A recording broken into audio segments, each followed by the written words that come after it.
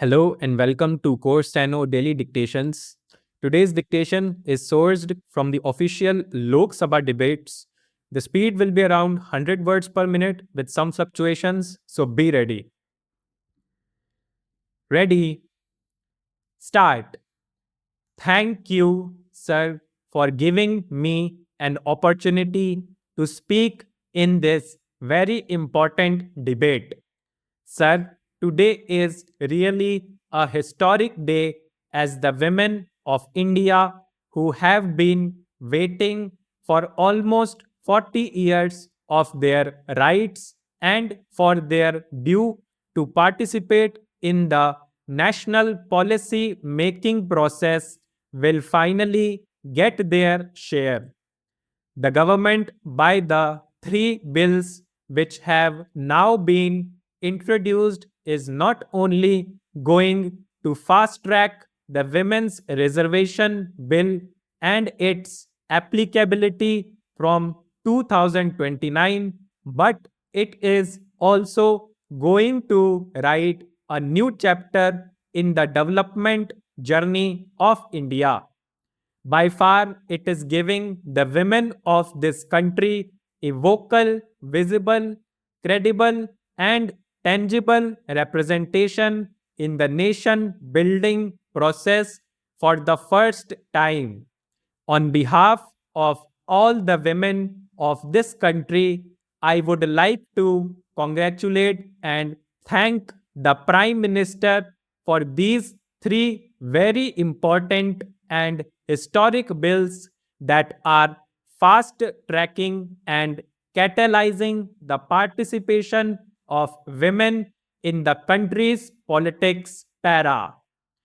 At least half a dozen times the bill was introduced, and on one pretext or the other, especially the parties who are now in opposition delayed it, disrupted it, and ensured that the bill does not see the light of the day.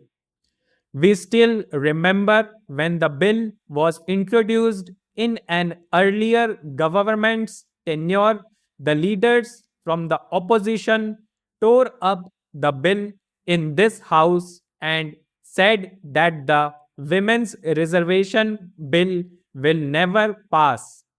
The country remembers this kind of emphatic opposition that they gave to the women's reservation bill at that time.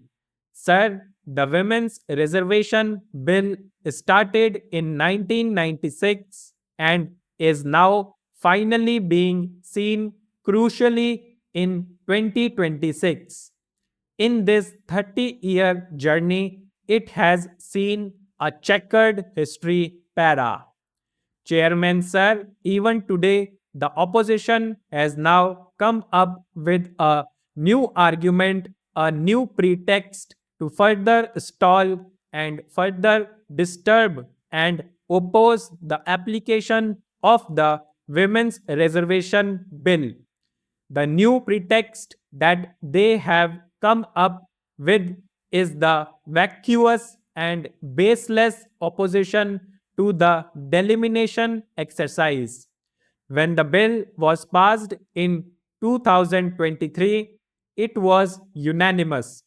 All political parties agreed that the Women's Reservation Bill will be applicable after a census and a delimitation is undertaken.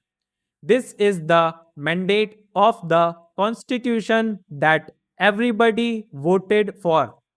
Today, the opposition has taken a U turn. They are now opposing the fast tracking of this bill for the 2029 elections and are saying we want to oppose this because we do not want the delimitation exercise to take place. Honorable Chairperson, Sir, I come from the south of the country just like you who represents Kerala.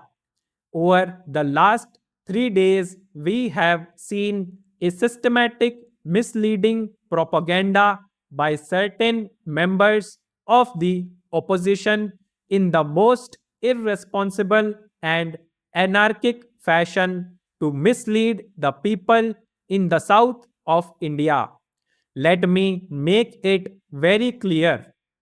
If at all there was anything, even an ounce of injustice in the proposals that the government has made and has brought to the parliament, even if there was an ounce of injustice to the south of India, I would have been the first to oppose such a proposal.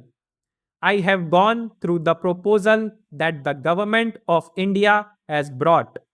I am saying this not as a member of the BJP, but I am saying this after thoroughly examining all the three proposals that, other than the practical proposal that the government has brought for delimitation of seats in the country, we from the south of India and from the smaller states of India that have controlled our population could not have got a better deal than this stock.